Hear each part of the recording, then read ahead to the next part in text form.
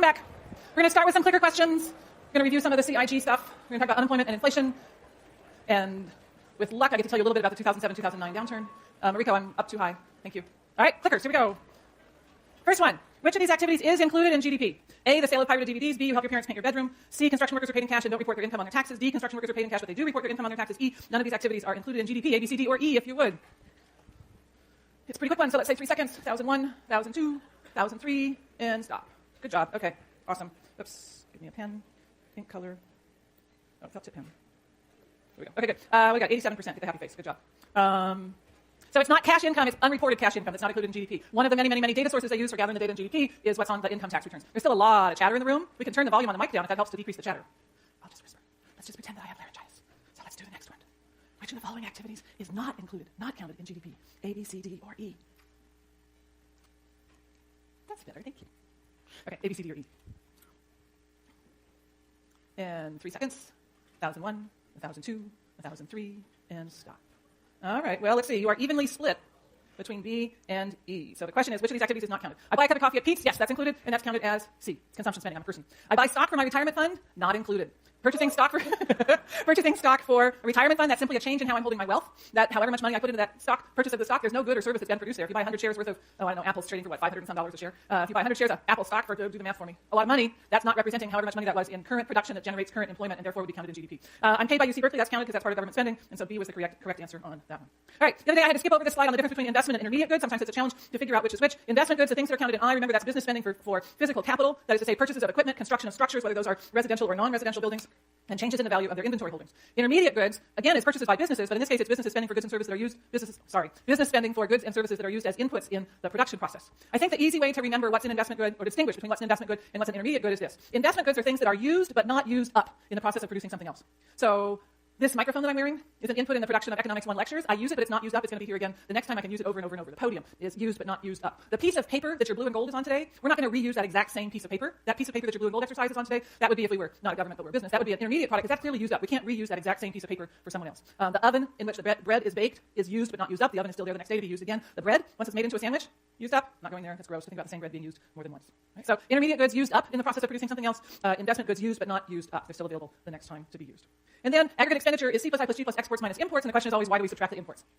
Well, the consumption, the investment, and the government include both purchases of domestic as well as foreign output. So when you did that little grid in section the other day, you had consumption spending was spending by households for goods and services produced anywhere in the world. So it's for goods and services, both domestic output produced here and foreign output produced abroad. Investment spending was spending by businesses for machinery, construction, changes in inventory holdings produced both here and abroad. That is both domestic and foreign output. Government spending was spending by government agencies, federal, state, and local, for goods and services produced both here and abroad. But when we're adding up total expenditure, we're looking for the total expenditure for goods and services included in U.S. GDP. That is, we're looking for the total expenditure for the goods and services produced in our case, the United States. The C and the I and the G, they include spending for both goods and services produced in the United States and goods and services produced other places. And so we have to subtract out the parts of consumption spending and investment spending and government spending that are purchases of goods and services produced elsewhere. This is one way.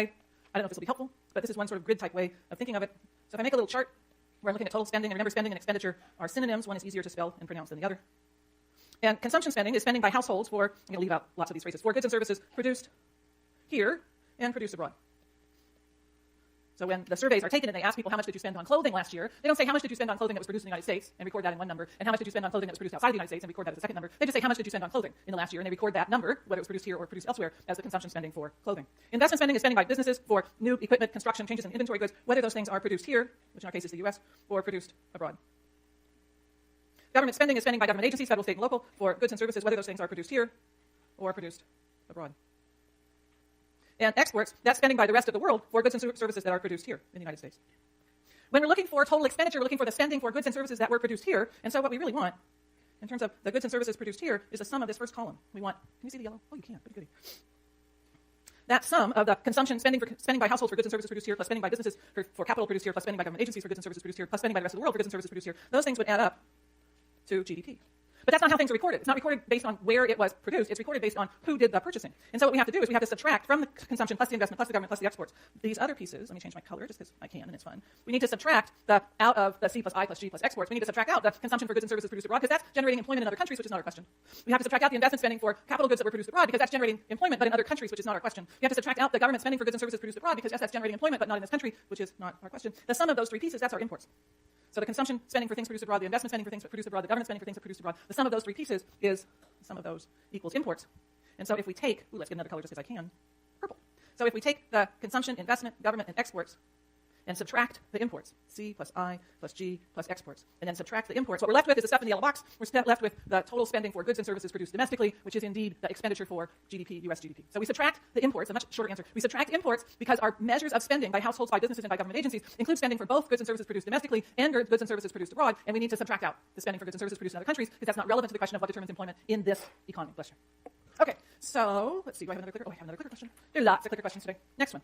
So let's look at this. Total expenditure. Total expenditure excludes which one? A, B, C, D, or E? A, purchases of services by American households. B, purchases of intermediate goods by American businesses. C, purchases of military hardware by U.S. Army. D, purchases of books by public K-12. And E, purchases of U.S.-produced intermediate goods by foreign companies. Which one of these things is not in U.S. GDP? Is not counted as part of total expenditure for goods and services produced in the United States? A, B, C, D, or E? 3 seconds. 1001, 1002, 1003, and stop. 68% get the happy face. Intermediate goods purchased by American businesses are not recorded in the expenditure accounts. We don't record the purchases of intermediate goods and services because that would be double counting. We record the investment goods, but not the intermediate goods. The most popular wrong answer was E, purchases of U.S.-produced intermediate goods by foreign companies. That's an export. That's production in the United States that was purchased by somebody outside of the United States. Whether that person outside the United States is purchasing that thing as an intermediate good or as a final good doesn't matter. It was produced in the United States, it generated employment in the United States, and what we care about is expenditure for goods and services produced in the United States because we're trying to get a nice tight link between the measure of output and the measure of employment in a particular country, which for our case is the United States. So, when you're trying to figure out if something counts, and if so, where is it counted? Remember these 3 things. 1, is there a connection to employment? GDP is measuring output. We care about output because we care about employment. If there's no connection to employment, then in the economy we're looking at, which in our case is the United States, because here we are in Berkeley, California, if there's no connection to employment in the United States, it's not going to be part of the GDP in the United States. Second thing to keep in mind, don't double count. You don't want to record the intermediate goods and services that are purchased by businesses in the United States who are then producing final goods because you would be double counting. You don't count the bread purchased by the deli and then also count the sandwich produced and sold by the deli because you would have counted the bread twice. So you only count the final good or service that's sold. And the third is to keep track of what we have on that handout for you in section. Who is buying what? Because that helps you figure out CIG, exports, or imports. Who is buying what? Who's buying what? Helps you figure out C plus CIG and exports. And where was it produced, which helps you figure out whether it's an import or not. All right, so here's some examples. Ready? Bunch of clicker questions. Here we go. 30 seconds on each one. First one. Where is this activity recorded on the expenditure side of U.S. GDP accounting? J.P. Morgan Chase pays its executives $9 billion in bonuses. Lucky them. CIG exports or not recorded. Where is activity recorded on the expenditure side of U.S. GDP accounting? C plus CIG exports or not recorded. Oh, you're all over the map. 3 seconds. 1, 2, and 3.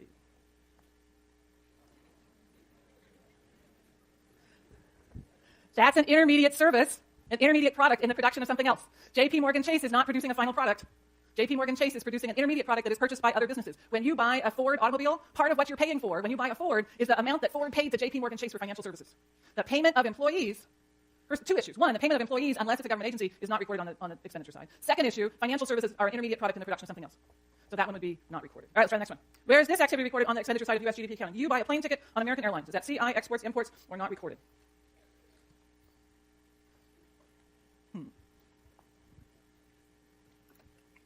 3 seconds. 1, 2, and 3. Okay. Here's the answers that you gave. 97% of you said consumption spending, but I think that more than, what did we get? We got 2% who said exports. I think that more than 11 people in this room are international students.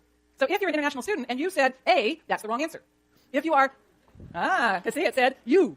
So you would be you, or you, or you. So if you are part of a U.S. household, then it's consumption spending. If you're an international student and your place of residence is outside the United States, then it's an export.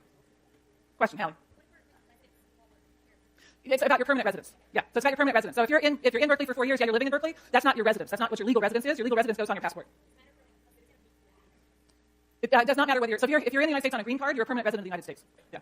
But if you're here on a student visa, you're not a permanent resident of the United States. All right, let's try another one. Where's this activity recorded on the expenditure side of U.S. GDP accounting? Construction begins on a new apartment building in Berkeley. CIG exports or not recorded.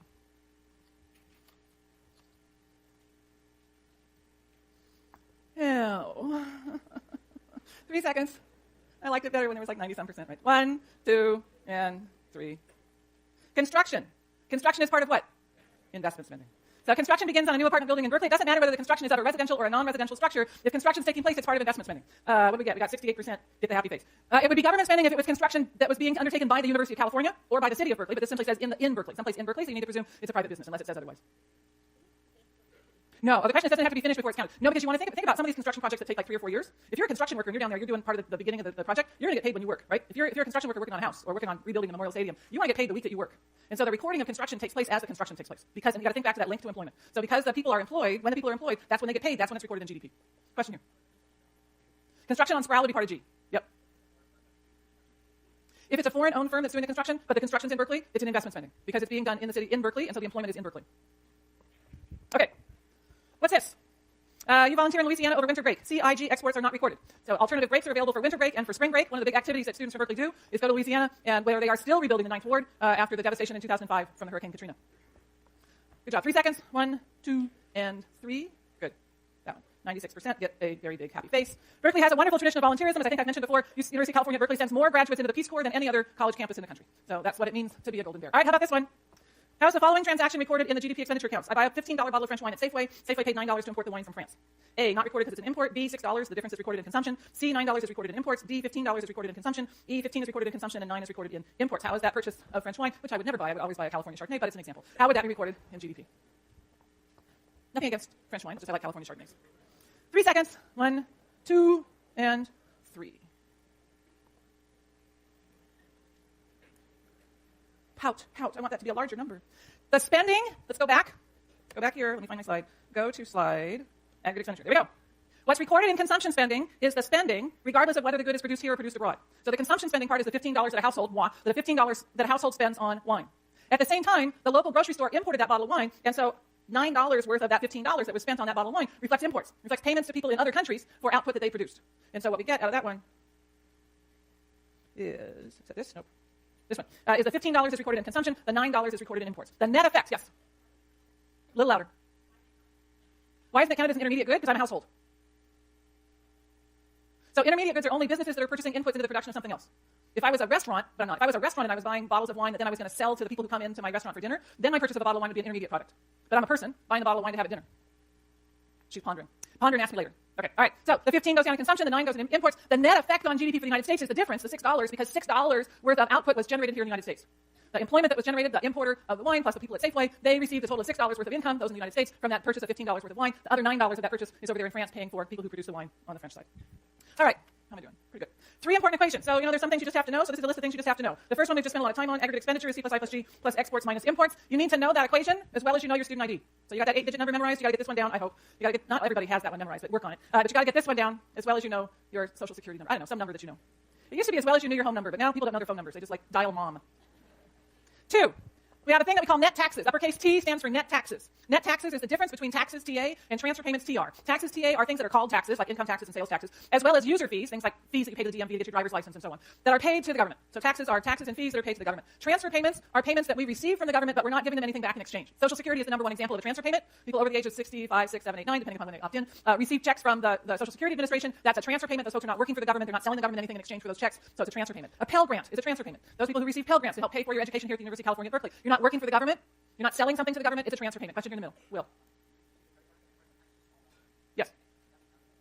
No. So if you use a credit card or a debit card and it's a small, like you use it at ARCO and you have to pay a 25% fee to use it at ARCO, that's a payment for a financial, well, at ARCO it's actually a payment for gas. If you use your ATM, so your bank of America, but you stop at a different ATM and you withdraw cash at another ATM and they charge you $3 for the privilege of doing so, that's a payment for financial services. So that extra fee is consumption. Here's a question here.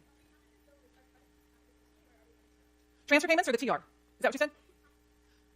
Oh, if you file your taxes and you overpaid your taxes, the TA that's here is going to be the net amount that you owed. So if you overpaid your taxes, it's the net amount. Okay, so we have this net T, net taxes is taxes minus transfers. And the third thing you need to know is this one, disposable income. Disposable income, which is a notion of the money that we have that we can spend if we want to. Disposable income, YD, is equal to total income, which, by the way, is equal to GDP. Total income plus those transfer payments minus the taxes. So if you look at the economy as a whole and you think about what's the total funds that people have available to spend if they desire to do so, I don't know where that sentence went, then that total amount of funds that people have available to spend is the income that they earn from producing goods and services, whether that's because they're paid as workers or because they own the company and it's their profit, plus whatever transfers we receive, the Social Security payments to grandma, the Pell Grants, the people who are receiving Pell Grants and so on, minus whatever taxes and user fees we pay. Income plus transfers minus taxes equals disposable income. We could combine the second equation and the first